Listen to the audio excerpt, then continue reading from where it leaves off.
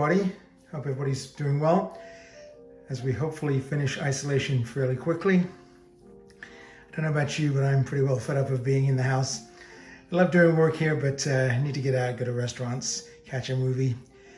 Anyway, wherever you are in the world, hope you're feeling well and you're safe and sound from the COVID.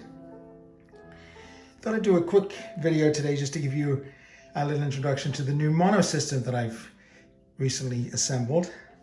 I'm just going to give you a little bit of an idea of what the mono is about for those of you who don't know and have not experienced it. I wasn't too cognizant about it other than one channel coming through two speakers, but I heard mono at a friend of mine's place here on the island. It was so beautiful, and of course with the mono cartridge wired properly and with the correct stylus profile and a mono switch on his phono stage, it made all the difference. The surfaces were silent, the music was far more dynamic, it had the same sound staging and imaging as stereo, and you could play all these incredible records that are in the collections that sometimes just sit there and going dusty. Playing right now, just to give you a little taste of the sound. Again, apologies for the YouTube download, 128, awful. But here's Miyajima, a fantastic pianist, playing some Chopin, Ballade in F minor.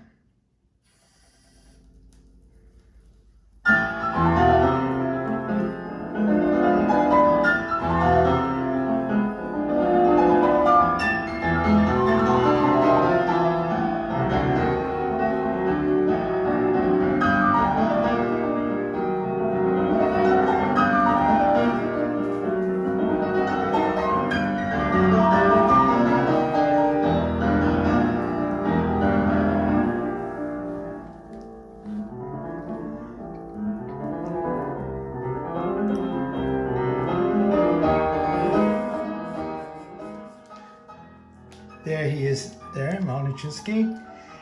Now, the reason I got into the mono is because I came across an estate sale with hundreds of incredibly good mono records from the 1950s. Mono came in 1948 and continued up to about 1965, but then they started coming into stereo in 1955. So for that 7 or 8 year period where some of the greatest artists, classical artists, I should say, recorded, Furtwängler, Edwin Fischer, Annie Fischer, no relation, Yehudi Menuhin, and many, many others, Eric Kleiber, Mengelberg, Kuzovitsky, these great conductors. They recorded all in their prime of their life in this system, mono system. So if you want to hear them at their very best, not reprocessed stereo, you need to hear them in pure mono. And by pure mono, I mean a mono cartridge wired for mono. And by introduction, this is the Miyajima Labs Infinity Monaural cartridge. I've reviewed all these pieces at Audiophilia if you want to get a deep dive. Retails for $33.75 US. It's an absolutely stunning cartridge, specifically built for obviously mono, but not just mono, pre-1965 monos, where the groove was, you needed a U groove compared to the stereo V groove, and a conical stylus profile, 1 millimeter stylus profile, gets right down into the groove, gets all the information with hardly any compliance on the cantilever, and you get pristine sound. As you heard from Miyajima, the power and the tone sparkles. It's just a fantastic cartridge. Very highly recommended. So then I needed a phono stage that had a mono switch. If you don't have a mono switch on your phono stage, that's the Icon audio that you see below the turntable. If you don't have a mono switch, you have to do Y connectors in the back of your stereo phono stage. It's a pain in the butt. So I was very lucky, again, in this business for many years and writing and reviewing for Audiophilia for many, many years. I'm in a very fortunate position. So I was able to acquire through the magazine this Icon Audio PS1 Mark II. Icon Audio is from the UK. It's, as they call it, an all-valve phono stage with a mono switch on. So all I do is leave it on the mono switch. You can see in the middle toggle there on the gold-plated chassis. And Bob's your uncle, mono, pure mono.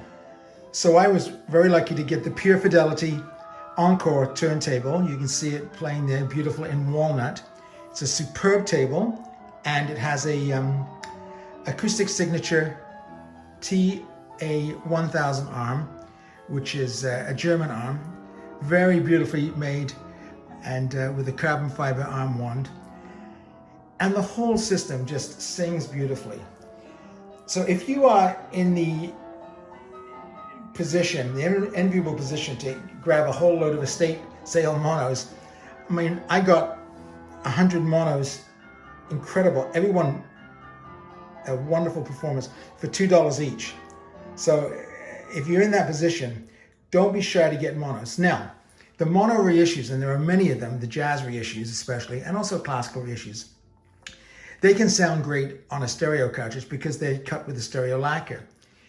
But these special monos from 1948, but definitely from 50 to 55, classical monos that are stated mono on the jacket, it's really best to get the mono, a mono cartridge, and of course the mono switch on the phono stage. I played all these records on my stereo setup, the Bergman Audio and the Olnick H7000 phono stage with the Phase-Mation cartridge. I mean, it's a fantastic system for stereo, and it sounded really good, amazing.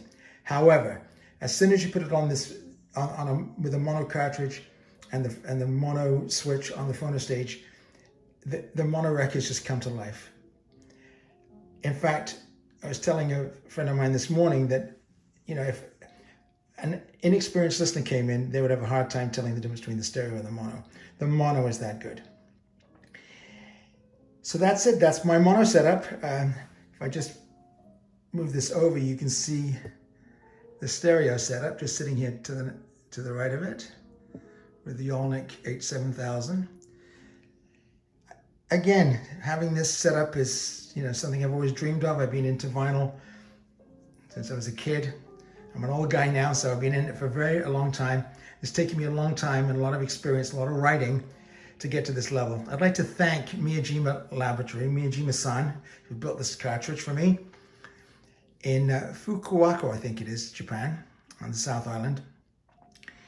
And also Pure Fidelity over in Vancouver for the turntable, and Icon Audio in the UK, in Leicester, in the United Kingdom.